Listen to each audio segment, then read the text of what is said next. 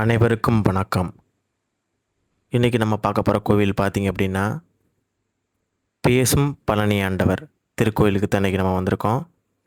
அவரோட சிறப்புகளை வாங்க கேட்டு தெரிஞ்சுக்கலாம்.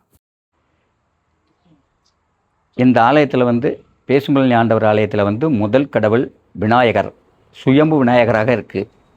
இந்த விநாயகருக்கு தான் இங்கே நடக்கிற பரிகார பூஜைகள் அனைத்துமே இந்த விநாயகருக்கு தான் செய்வாங்க. மித்த முருகனுக்கெல்லாம் பரிகாரங்கள் செய்ய மாட்டாங்க. முருகனுக்கு அர்ச்சனை மட்டும்தான். மாரியம்மனுக்கும் முருகனுக்கு அர்ச்சனைகள் தான். எல்லா கோவில்லையும் அர்ச்சனை, விபூதி பிரசாதங்கள், மித்த பிரசாதங்கள் தான் கிடைக்கும். ஆனால் அனைத்து பரிகார பூஜையும் விநாயகருக்கு தான் செய்வாங்க.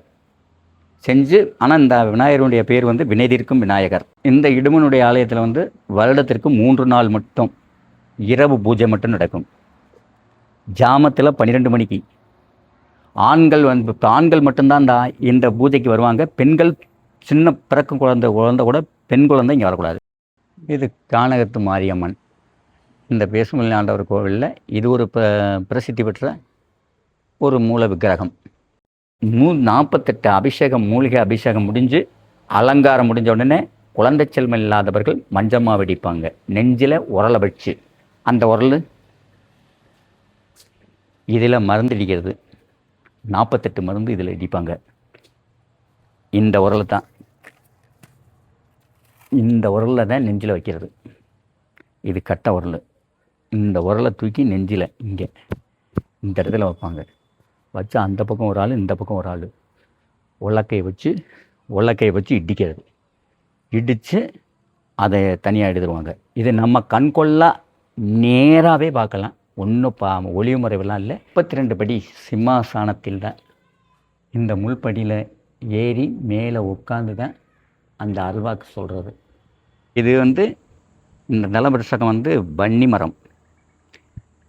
இந்த வன்னி மரத்துக்கு இதுக்கும் பெண்கள் ஆண்கள் எல்லாம் நினச்ச காரியத்தை இந்த வன்னி மரத்தை ஒரு 3 முறையோ 9 முறை சுற்றி அதுக்கு ஒரு தீபம், ஒரு கற்பூரம் இல்லைன்னா தீபம் ஏற்றிட்டு போவாங்க. அவங்க நினச்ச காரியம் நடக்கும். இந்த கோவிலினுடைய குருசாமி இவர் உள்ளத்தில் தான் இந்த தெய்வம் பேசினது. இவர் 45 வருஷம் உற்பத்தி ஆனதுலேருந்தே 45 வருஷம் இவர் தான் இந்த கோவிலினுடைய குருசாமியாக இருந்து இந்த கோவிலினுடைய நிர்வாகத்திலிருந்து அனைத்தும் பார்த்து முடிச்சுட்டு இவருடைய ஆயுள் காலம், இவருடைய ஜீவ சமாதியாகவே இதுக்குள்ளே இருக்கார். இதுவருக்கு அடுத்து இவருடைய மகன் தான் இப்போ அதே சட்டத்திட்டங்கள் அப்படியே அந்த அருள்வாக்கு நடந்துகிட்டு இருக்கு. இவர் தான் அருள்வாக்கு சொன்னவர். அவருடைய ஜீவ சமாதி தான் இங்கே இருக்குது. ஆனால் இந்த ஆலயத்தில் அனைத்தும் செஞ்சாலும், எந்த பரிகாரம் செஞ்சாலும் எங்கேயும் ₹1 கூட கிடையாது. ஆனால் விருப்பப்பட்டு அவங்களா கொடுத்தா கொடுக்கலாம், இல்லைன்னா ஏன் கொடுக்கலன்னு கேட்க மாட்டாங்க. இதெல்லாம் எல்லா பரிகாரத்துக்குமே இப்போ பூஜைகள் செஞ்சு கொடுக்கறதுக்கு காணிக்கை கிடையாது. காணிக்கை அவங்களா கொடுத்தா தான். தானாக இந்த கோவிலில் நிர்வாகம் பார்க்குறவங்க காசு கொடுன்னு கேட்க மாட்டாங்க. செவ்வாஸ்தலம், செவ்வாதோஷம், மொத்தத்துக்கு எந்த தோஷமாக இருந்தாலும் அந்த தோஷத்திற்கு ஒரே பரிகாரம் பொங்கல் வைக்கணும். மெயினாக பொங்கல் வச்சுட்டாலே அந்த தோஷங்கள், அதுவும் இந்த ஆலயத்தில் இருக்கிற விநாயகருக்கு, அந்த சுயம்பு விநாயகருக்கு மட்டும் அந்த அருளில் சொல்கிற அதே பொங்கல், அந்த பொங்கலும் வித்தியாசம். அதையும் சொல்லுவாங்க, என்ன அது ஒரு வித்தியாசமாக இருக்குது அப்படிம்பாங்க.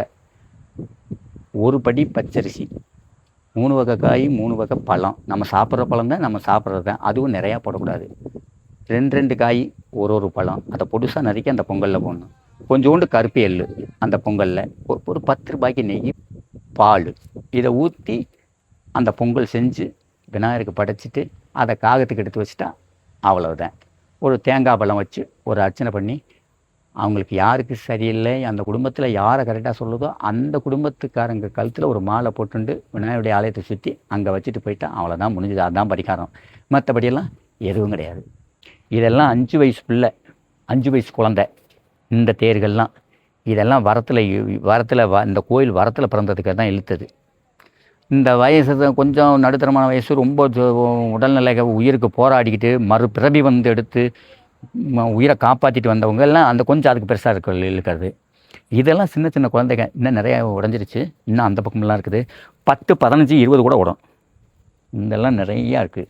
இதெல்லாம் இந்த தேர்க பூராமே தைப்பூசத்துக்கு ஃபேமஸாக இருக்கும். இது பூரா இந்த சாமி வரத்தில் சொல்லித்தான், இந்த அருள்வாக்கு சொல்லிட்டு குழந்தை செல்வம் இல்லாதவங்க வரம் பிறந்து அந்த 7 வருஷம் சென்று 5 வருஷம் சென்று 6வது வருஷம் வந்து இந்த தேர் இழுப்பாங்க. அதுவும் அந்த குழந்தை விடாமல் 3 வருஷம் இழுக்கணும். முதுகில் அலை குத்தி தான் இழுக்கணும். கயிறு கட்டி இழுக்கக்கூடாது. மனுஷன் தள்ளி இழுக்கக்கூடாது. அந்த குழந்தை தான் இழுக்கணும். அது நடக்கும்.